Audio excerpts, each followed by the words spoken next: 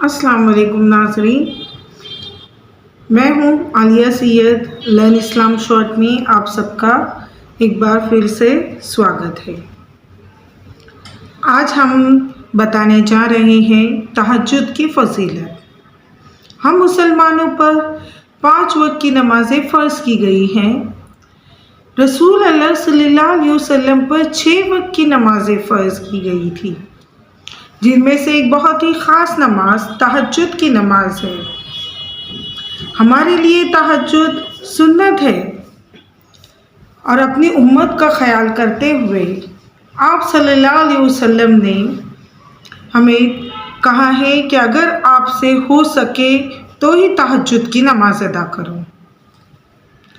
तहज्जुद की नमाज पढ़ने से चेहरे पर नूर आता है,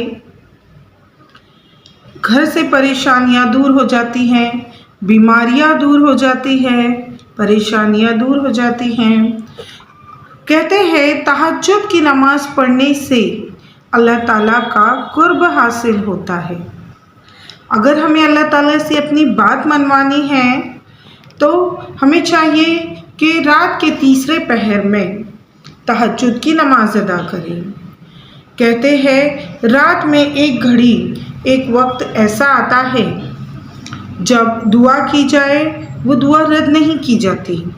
रसूल अल्लाह सल्लल्लाहु अलैहि वसल्लम फरमाते हैं जब बंदा रात में सो जाता है तो शैतान उसकी गद्दी पर यानी सर का जो पिछला हिस्सा होता है उसमें 3 गांठें बांध देता है।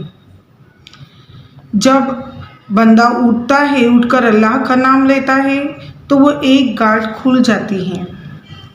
जब वज़ू करने के लिए खड़ा हो जाता है तो दूसरी गांठ खुल जाती है, और जब नमाज के लिए खड़ा हो जाता है तो उसकी तीसरी गांठ भी खुल जाती है। शैतान जो है नाक में दवाई डालता है और छिड़कता है, चाटता है।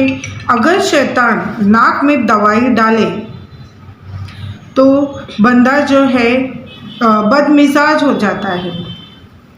अगर वो दवा छिड़कता है या चाटता है तो उसकी वजह से बंदा जो है बद अखलाक और चिड़चिड़ा और बदजुबान हो जाता है। जब वो दवा छिड़क कर जाता है तो बंदा एकदम बेचैन हो जाता है। सुबह उठकर जो है उसे पूरा बदन दर्द करने लगता है। अगर इन तमाम दवाएं, शैतान की दवाएं छिड़कने के बाद जब बंदा सो जाता है, सुबह उठता है तो चिड़चिड़ापन महसूस करता है और उसे एकदम फ्रेश महसूस नहीं होता, उसका पूरा बदन दर्द करने लगता है। और इतनी दवाएं डालने के बाद, गांठें बांधने के बाद भी जब बंदा उठकर तहज्जुद के लिए खड़ा हो जाता है ना नाज़रीन, तो सुबह में बंदा फ्रेश महसूस करता है, फ्रेशनेस लगता है, जिस्म में किसी किस्म का दर्द नहीं, कुछ नहीं। इसलिए बंदो रात में उठो तहज्जुद के लिए। जो बंदा तहज्जुद की नमाज का पाबंद है वो बहुत खुशनसीब बंदा है। वो बंदा अल्लाह के बहुत ज़्यादा करीब है जो तहज्जुद का पाबंद है। आप सल्लल्लाहु अलैहि वसल्लम रात के तीसरे पहर में इबादत किया करते थे। एक मर्तबा वो खड़े होकर इबादत कर रहे थे।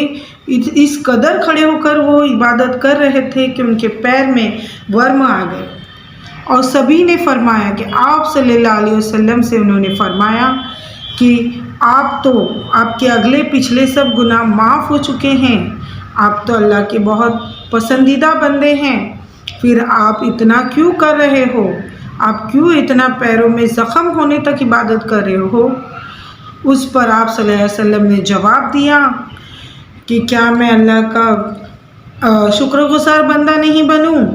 अल्लाह ताला ने फरमाया है अगर तुम्हें मेरा शुक्रगुज़ार बंदा बनना है तो जितना चाहे उतनी इबादत करो, मैं तुम्हें और नवाजूँगा। एक मर्तबा एक सहाबी, रात में सब सो जाते थे, उसके बाद में वो सहाबी जो है عبادت کے لیے کھڑا ہو جاتا تھا۔ اس بات کا ذکر لوگوں نے آپ رسول صلی اللہ علیہ وسلم سے کیا۔ صلی اللہ علیہ وسلم نے رات میں اس کا مشاہدہ کیا، دیکھا کہ سچ میں واقعی وہ سب کے سو جانے کے بعد میں عبادت کرتا ہے۔ تو آپ صلی اللہ علیہ وسلم نے دیکھا کہ وہ دعا مانگ رہا ہے، اور وہ کیسی دعا مانگ رہا ہے کہ یا اللہ مجھے جہنم سے بچا۔ آپ صلی اللہ علیہ وسلم نے فرمایا کہ بھئی آپ نے ایسی دعا کیوں مانگی کہ جہنم سے بچا، بلکہ آپ کو جنت کے لیے دعا مانگنی چاہیے کہ اللہ ہمیں جنت مل جائے۔ اس پر اس شخص نے کہا کہ میں جنت مانگنے کا لائق نہیں ہوں، میں گنہگار بندہ ہوں، میں جنت مانگنے کے لائق نہیں ہوں۔ اتنے میں حضرت جبرائیل علیہ السلام تشریف فرما ہوئے اور آپ صلی اللہ علیہ وسلم سے فرمایا یا رسول اللہ اس شخص کو بشارت دے دو کہ اللہ تعالیٰ نے اسے جہنم سے آزاد کر کے جنت میں داخلہ کرنے کا فیصلہ کیا ہے۔ الحمدللہ رات کے تیسرے پہر میں کی گئی عبادت کبھی رد نہیں کی جاتی۔ میری پیاری پیاری اسلامی بہنوں، تیسرے پہر میں زیادہ سے زیادہ عبادت کرنے پابند رہو۔ آپ کو چاہیے کہ جتنا ہو سکے آپ رات کے تیسرے پہر میں عبادت کرو۔ ایک گھڑی ایک وقت ایسا ہوتا ہے جب کوئی دعائیں رد نہیں کی جاتی، اور رات میں کی گئی عبادت اللہ تعالیٰ کو بہت زیادہ پسند ہوتی ہیں۔ اللہ تعالیٰ 7ویں آسمان سے پہلے آسمان پر آ جاتا ہے اور کہتا ہے کہ ہے کوئی مانگنے والا کہ میں اسے عطا کر دوں۔ اس لیے میری پیاری اسلامی بہنوں، تہجد کا پابند بنو۔ انشاءاللہ اگلے ویڈیو میں تہجد کا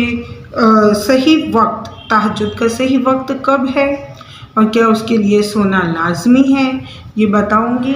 انشاءاللہ آپ میری ویڈیو ضرور دیکھنا۔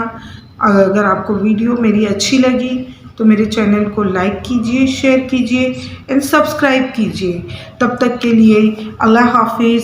مجھے اپنی پرخلوص دعاؤں میں یاد رکھیے گا۔ اللہ حافظ۔